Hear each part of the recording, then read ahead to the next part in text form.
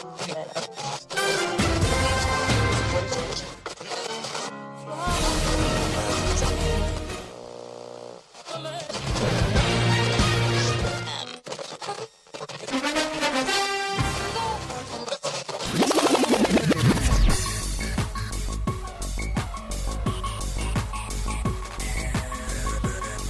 your headphones and pour your favorite beverage.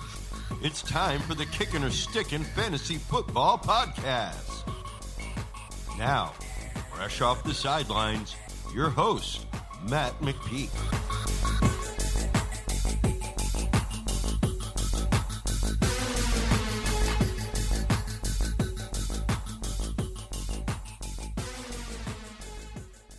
Fantasy freaks and geeks, what is up? Welcome to the Week 17 edition of the Kickin or Stickin Fantasy Football Podcast. Special little episode we're going to do here. We're going to just look at prop bets because anybody that plays fantasy football in Week 17 is absolutely insane. It's been a little frustrating, though. Sorry for getting this episode out to you guys late, but I've been waiting for FanDuel Sportsbook and the DraftKings Sportsbook to get these props out for me to, do some analysis on, and they've been taking their sweet ass time, probably because there's as many question marks about this game as there's been all year round. So a lot of these games, the props, the ones that I really want to look at aren't available yet, and I'm recording 10:30 on Saturday, January 2nd here. So again, sorry for getting this out to you guys late, but again, it's just going to be props here, and then we'll get into the Week 17 podcast picks as well. But let's jump into this first game. So we got the Falcons at the Bucs. They played 2 weeks ago. Buccaneers won 31-27. Ronald Jones did not play in that game. Leonard Fournette saw 14 carries and 3 catches on 5 targets, only 65 total yards, but he did score twice.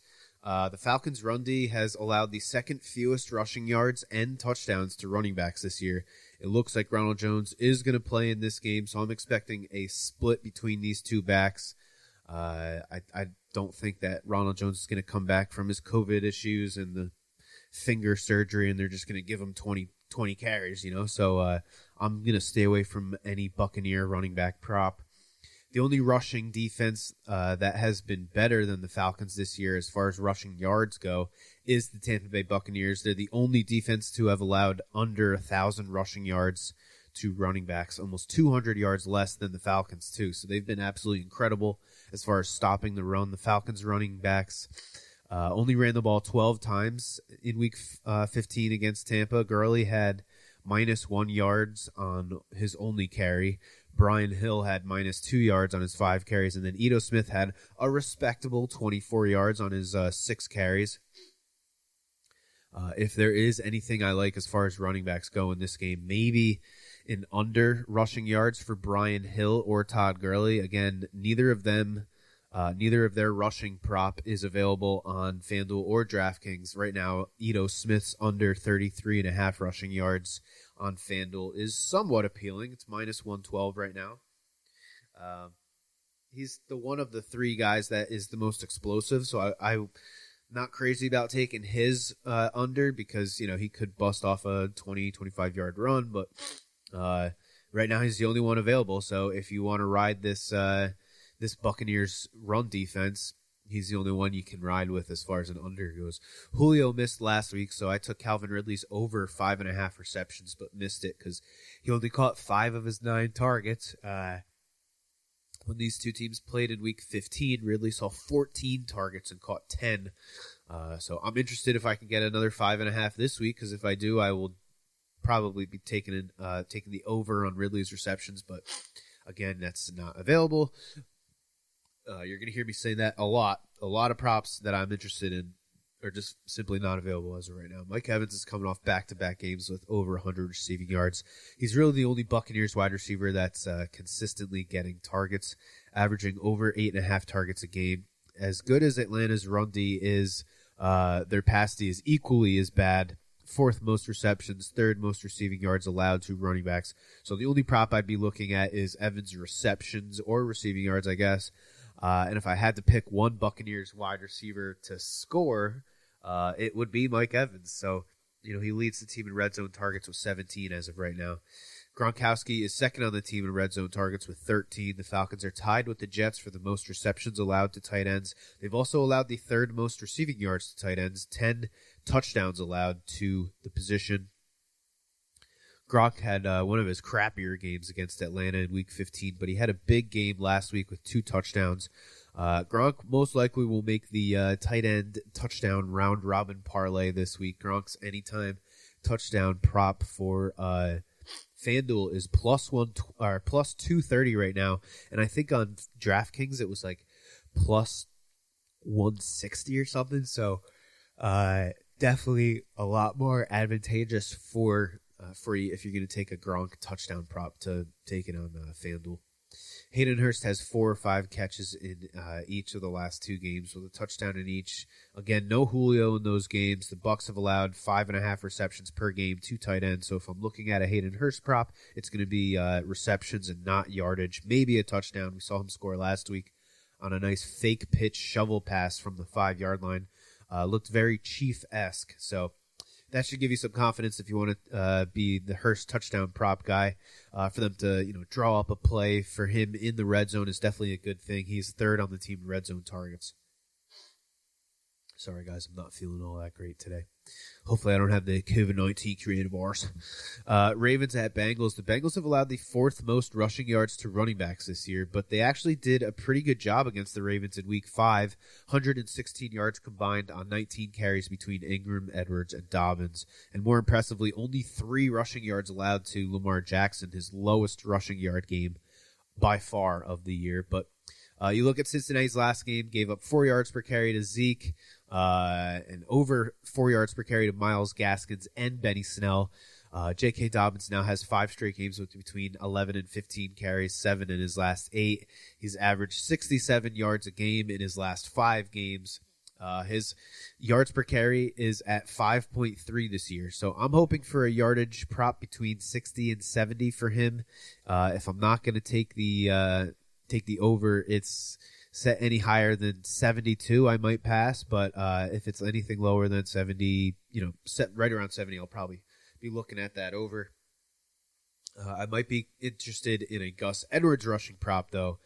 Might be more interested in that one. It's going to be smaller than Dobbins, and Edwards had 8 of his 15 carries last week in the second half while the Ravens were up big. Dobbins only had 3 carries in the third quarter and none in the fourth quarter, so it was clear that they just pretty much just took him off the field. So if the Ravens get up big in this game, Edwards will most likely be the guy getting those garbage time carries. So I'll be looking for Edwards' rushing prop. As of right now, it is still not available, which is very frustrating. But that's the way it is. Cowboys at Giants. The one prop I've looked at this year as far as the Cowboys go is the under on the receiving yards for the opposing running back. They've allowed the second fewest receiving yards to running backs this year. I don't know which one to go with, Gallman or Freeman. And, of course, neither of them are available right now. Evan Ingram had only 1 catch for 16 yards in their first game. The Cowboys have allowed the 3rd fewest receiving yards to tight ends. So I might be looking at Ingram's under. The Cowboys' offense is so unpredictable. Don't know which wide receiver is going to have the good game, which one's going to have the bad game. What are the splits going to be as far as Zeke and Tony Pollard go? But the Giants have allowed the 3rd most receiving yards to running backs. So maybe look at Ezekiel Elliott's over in receiving yards. He had 4 of the 6 RB targets last week in the game that, it made sense for them to split the touches. And he saw the majority of those RB targets. So if I'm going to take a receiving yard prop for either of the Cowboys running backs, it's going to be Zeke. Dolphins at Bills. The Bills have struggled against slot receivers and tight ends this year. I'd like to put Gesicki on the tight end touchdown ticket, but they use all 3 of their tight ends down there in Miami, especially in the red zone. Both teams like to use their tight ends, actually. And the Miami offense is just so different depending on who's at quarterback. Fitzpatrick won't be playing because of COVID, so it looks like it's going to be Tua. I'd be looking at Gesicki's over receiving yards. The Bills' 6th most receptions and 4th most receiving yards to tight ends.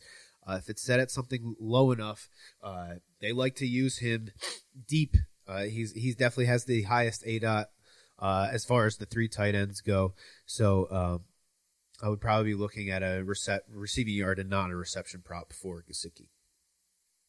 Vikings at Lions with the news that Dalvin Cook will not play in Week 17. Alexander Mattison should see a good 20 carries, at least 20 touches, you'd figure. The Vikings ran for 275 yards against the Lions in Week 9, and the Lions have allowed the 5th most rushing yards this year and a ridiculous 26 touchdowns to running backs. So Madison's over on rushing yards, attempts, touchdown, whatever. He's somebody that I'm going to be very much looking for, especially at DFS this week. Jets at Patriots. The only props I'd be interested in are Jamison Crowder's receptions. But the Pats are 5th in fewest receptions allowed to running backs. The Patriots have the 10th highest average explosive pass rate, but Brashad Perriman, he had 100 yards in the Week 9 game against the Patriots, but he had 0 catches on 6 targets last week. Not exactly a confidence booster. He's got the most air yards on the team, is definitely their best deep threat, but he's just so incredibly inconsistent. I'll probably end up staying away from this game entirely. Maybe take a look at Ty Johnson's rushing prop. No Frank Gore, no LaMichael P. Ryan. Ty Johnson's going to be their guy.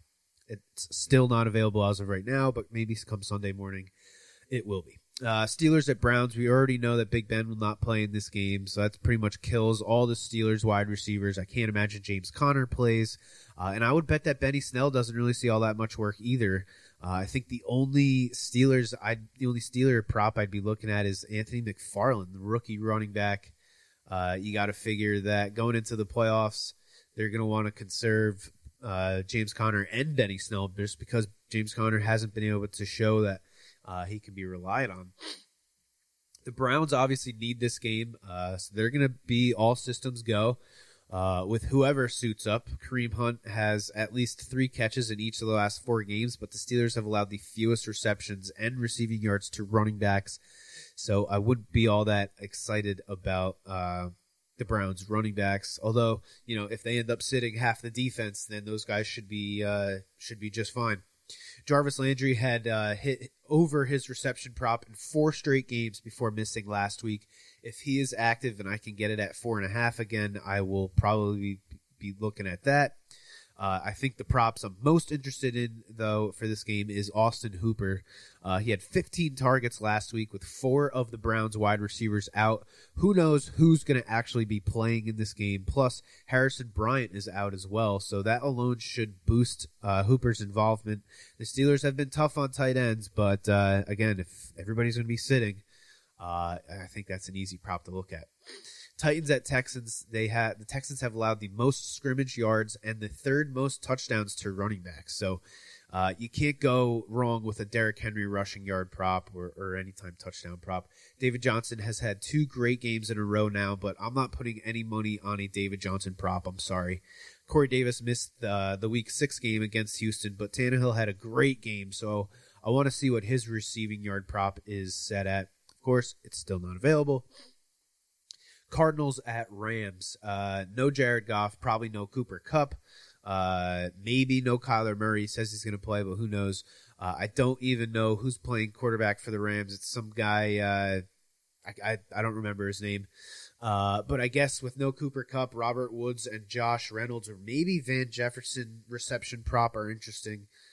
I wouldn't go crazy looking at receiving yards because who the hell knows what's going to happen with this offense. If Akers doesn't play, we don't know if Cam Akers is going to play yet, but I think Darrell Henderson is also going to be out. So if Akers plays, I'll look at his rushing yard prop. He had 94 total yards in Week 13, 72 of them on the ground.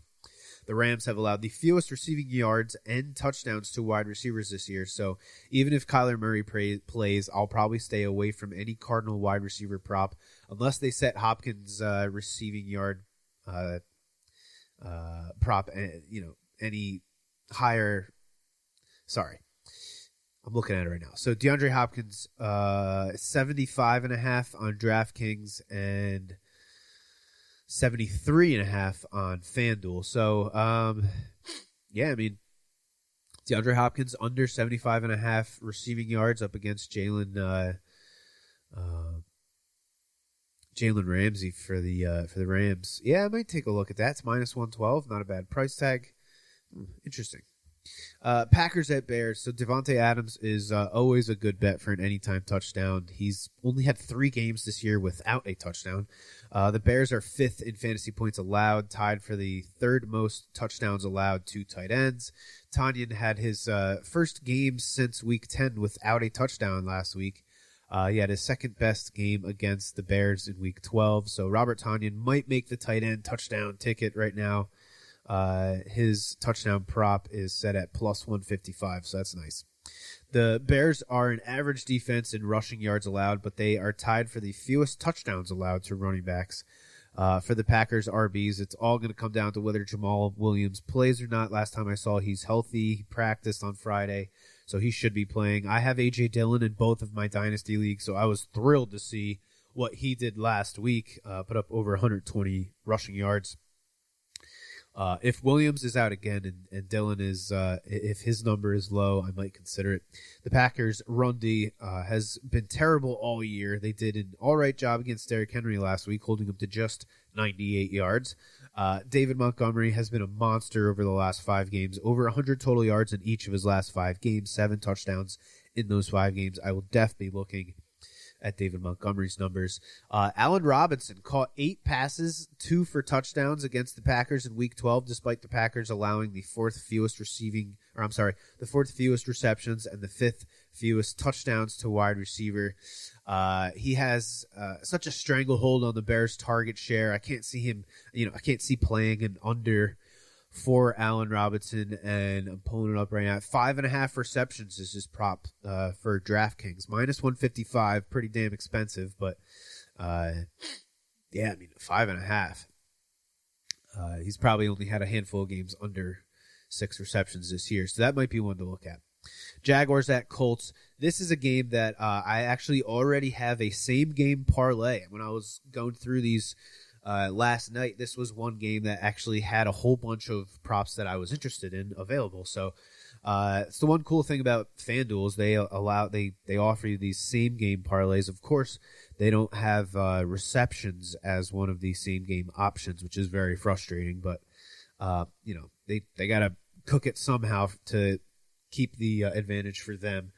So the Colts D is really good. I don't trust Matt Glennon, so I can't confidently take any wide receiver props, take any overs. If anything, I do like Keelan Cole's under 39.5 receiving yards. He has been the guy, the least consistent guy over the past few weeks with Matt Glennon at quarterback. James Robinson will not play in this game, and I don't know what the hell the Jags are going to do at running back. Right now, Adare Ogunbowale is projected to be the most productive running back, at least through all the fantasy sites. But Adare Ogunbowale under 58.5 rushing yards to me is the one to go with. This dude was cut by Tampa Bay. He was brought on as, just I guess you could call him a veteran, but I don't see him putting up 60 rushing yards against the Colts D.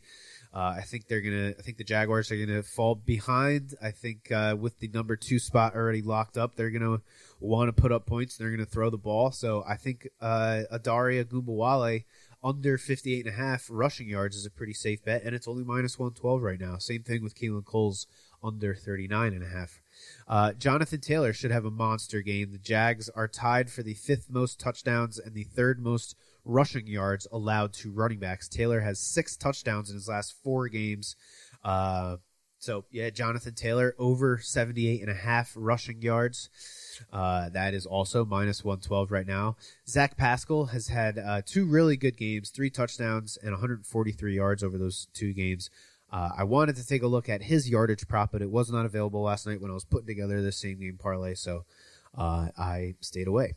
I also took on that parlay, because why not add an extra leg or two? I took Jonathan Taylor to score. I took the Colts. I bought their alternate spread down to minus 9.5, so they only need to win by 10 and not by whatever it is, 14.5. I think it's up to right now. And then I also took the Colts money line for the first half. The Colts, I think it was 18.5 they average as far as points in the first half, and the Jags average only like 8 points in the first half, so pretty lopsided there. So I think that's a pretty safe one as well. So I think I paid like right around $20 for a $250 cash out for that same game parlay. I've hit on a couple of these same games this year, but they're pretty fun. Raiders at Broncos. Might take a look at Josh Jacobs under receiving yards. The Broncos have allowed the 6th lowest yards per reception to running backs this year. Jacobs has only had 5 games this year with over 20 receiving yards, including the Week 10 game against the Broncos when he had 24 on 4 catches. No catches on just 2 targets last week. So if it's set at 25, 26, I might take an under there. Denver held Waller to his season low in receptions in Week 10, and they've only allowed 4 touchdowns to tight ends this year. So I will be avoiding any Darren Waller props this week. The prop I'm most looking at here is Melvin Gordon's rushing yards. It is currently set at 73.5 on FanDuel, and I believe it was 75.5 on DraftKings. The Raiders' run D has been terrible all year. Third most rushing yards allowed. Third most rushing touchdowns allowed to RBs, the 8th most rushing yards allowed over the last 3 games. Gordon cleared his over last week by 8 yards, playing his former team with Phillip Lindsay on IR now. I think it's a pretty safe bet, man. Chargers at Chiefs, no Patrick Mahomes. Who the hell knows what other players are going to end up sitting in this game? Too many uncertainties for me to be looking at any Chiefs props. We saw my boy XFL standout Donald Parham caught 2 deep balls last week, one for 21 yards, one for 26 yards. The Chiefs are in the top 10 in explosive plays allowed to tight ends. So I will be looking at Donald Parham's longest reception. Maybe yards, maybe even touchdown prop as well, especially if Hunter Henry is still not back from his COVID stint. The Chiefs have allowed the most receiving yards to running backs this year, so Austin Eckler's yardage prop is definitely interesting as far as receiving yards go. It is still not available as of right now, of course. Saints and Panthers, if there's no Christian McCaffrey, I'm avoiding all Panthers RB props. The Saints have allowed the 7th fewest rushing yards, the 5th fewest receptions, and the 3rd fewest receiving yards to running backs. So they just shut down running backs. If I were to take a Panther wide receiver prop, it would be a touchdown prop because all 3 of these guys are pretty inconsistent. I guess Curtis Samuel's reception prop, if I can get it at 4.5, wouldn't be the worst bet. He's had at least 5 catches in the last over the last 7 in 5 of the last 7 games. Sorry about that. Alvin Kamara set the single game record for the most rushing touchdowns last week with 6. The Panthers have allowed the 2nd most receptions to RBs this year, so maybe Kamara reception prop is something I'd be interested in looking at. Of course, it's still not available. Seahawks at 49ers. George Kittle had 92 yards last week in his return against the Cardinals, who have allowed the 5th fewest fantasy points to tight ends. So it's actually not a very good matchup for tight ends against the Cardinals, and he came back and looked great. The Seahawks D ain't bad against tight ends, but they're not great either. Brandon Ayuk is out for this game. Deebo Samuels is still on IR, so I think Kittle will have to catch a bunch of balls in this game in order for them to have a chance to win. So looking at his reception prop might be interesting. Maybe take a peek at Richie James's yardage. He had that huge 184-yard game in Week 9 when the 49ers wide receiver core was completely crippled by COVID-19. Right now on FanDuel, they have it set at 34.5 receiving yards, which I think is insane. Minus 112. I jumped on that already. Maybe Kendrick Bourne receptions if it's not too high, because I don't know who else they're going to throw the ball to besides these 3 guys. So if you can get that at 2.5, 3.5, maybe that's worth a play as well. The Seahawks have allowed the most receptions and receiving yards to wide receivers this year. So I think you can't go wrong with receiving prop for either Richie James or Kendrick Bourne. Raheem Mostert is also on IR, so Jeff Wilson should be the lead dog. But the Seahawks have been pretty good against running backs especially in the second half of the season. So I'll probably stay away from 49er RV props. DK Metcalf had 12 catches on 15 targets for 161 yards and 2 touchdowns last time they played in Week 8. Chris Carson didn't play in that game, but they still ran the ball 30 times. So I don't think that was the result of Carson not playing. DK having such a crazy game with how inconsistent Tyler Lockett has been. I think DK is the only guy that you can back as far as a receiving prop. Right now, he's at 64.5 receiving yards. That's on FanDuel, minus 112 right now. And last but not least, we got the Washington football team at the Philadelphia Eagles. Last week, I wanted to go with the under for Miles Sanders receiving yards because of how good the Cowboys have been against running backs in the passing game this season. But his number was set at 18.5, which was too low for me to take an under. He finished with like 26 or 27 yards. This week, he gets Washington, who's allowed the third fewest receptions and the fourth fewest receiving yards. So Sanders has had 3 straight games with between 21 and 27 receiving yards after 5 straight games with under 20. So I think the QB change has really opened that part of the offense for the Eagles. Seems like it's something that Hurts is a little better at than Wentz, getting the ball to his running back with some space to run. So I will definitely be interested in seeing what his number is set at come Sunday morning. And that's going to do it for the prop bet section of Week 17 here. Let's take a hot minute. We'll drop in the prop bet, or the podcast picks for Week 17.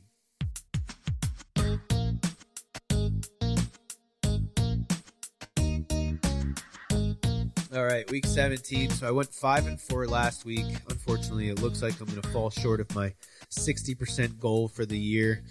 Even with 9 perfect picks this week, I think I'll only end up getting up to like 58, 59%. So let's shoot for that, I guess. It hasn't been easy this year, forcing myself to go with 3 touchdown props and, forcing an over and an under. But it's been a lot of fun. So let's check out the Week 17 picks. I got the Titans minus 7.5. The Titans win the AFC South with a win over the Texans here. Derrick Henry had 260 total yards and a pair of touchdowns in their first matchup. The Texans D mailed it in weeks ago. I think we see Houston defenders making a whole bunch of business decisions here. Derrick Henry, I think, goes wild, and I think the Titans win by a good 10 points in this game. Washington minus 3 at the Eagles. They also need to win in order to clinch the division. So if they beat the Eagles Sunday night, it's the NFC East is theirs. This one's still a little sketchy because we still don't have confirmation that Alex Smith is 100% going to start, but most likely he's going to be at the helm for them. This bet is more so on the defense than the offense, though. Really, I think this Washington defense is really going to be something to watch out for over the next few years. The third pick is going to be the Ravens minus 13. They have a win.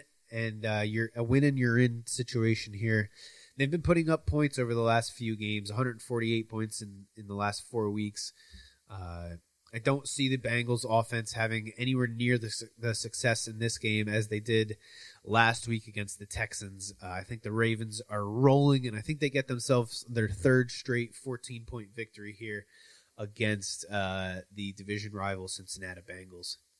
My over for Week 17 is going to be Saints-Panthers over 47.5. The total was 51 back in Week 9 when these two teams met. I think both offenses are in pretty much the same positions as they were back in Week 9, if not in any better situations. My only concern is the weather, and as of right now, they're calling for 57 degrees and no rain. So I like this NFC South game to go over 47.5. We usually see a lot of high-scoring games in the NFC South. My under is going to be the Cardinals at the Rams, under 40.5. The Rams will be playing their backup QB in this game. I just looked it up. It's John Walford. Kyler Murray is also banged up, will not play in this game. The Rams defense has been pretty damn good this year, and the Cardinals surprisingly haven't been all that bad either. So I think this is going to be a very run-heavy defensive type of game. I think the Rams struggle to put up points with their backup quarterback, with no Cooper Kupp, with no Darrell Henderson, possibly no Cam Akers. So give me the under for the Cardinals-Rams game. My touchdown scorers this week, I'm going with the chalk again. Derrick Henry should have a field day against the Texans like he did in the first game. He's got a high price tag like usual, but I can't say no. Jonathan Taylor, the future top dog of the AFC South running backs, should also have a big day. Been on fire lately. I think this is exactly what the Colts wanted to see from this kid all along, and he's going to get fed the ball because they need to win in order to have a shot. And my third TD scorer is going to be Alexander Mattison.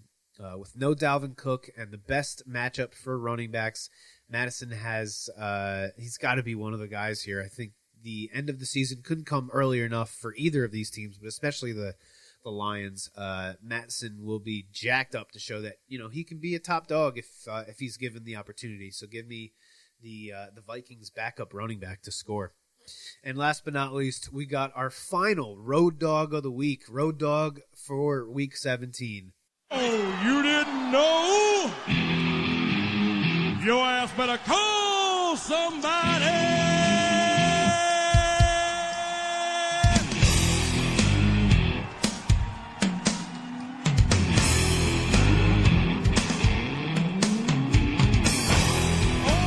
All right, this I've been wrong.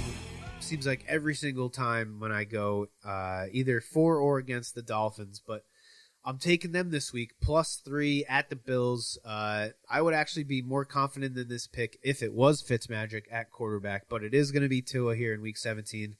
I still think this game is going to be a field goal kind of game. Yes, the Bills' offense is very much explosive, but I don't know. The Dolphins' defense is really freaking good, man. I think they're going to make the adjustments that they needed to make from that first matchup. I know this game is at 1 o'clock, but I'm pretty sure the Bills, even if they win, it's going to be like they get like the second seed instead of the third seed or something like that. So I don't know if they're really going to have all that much motivation. Maybe second half comes around if they're down by 4 or 5 points, whatever it happens to be. I think they might just be like, screw it, let's get healthy, let's rest these guys, not take any more unnecessary hits. So I'm going to take the Dolphins getting 3 points. I might buy myself the hook on that so that, if they lose by a field goal, I can hook out for the win. So I might buy that up to 3.5, which probably won't cost you all that much. But as far as the podcast goes, we will be at just +3. So Dolphins +3 for the road dog of the week in Week 17. Been 11-5 for my road dogs this year. Hopefully I can keep that up.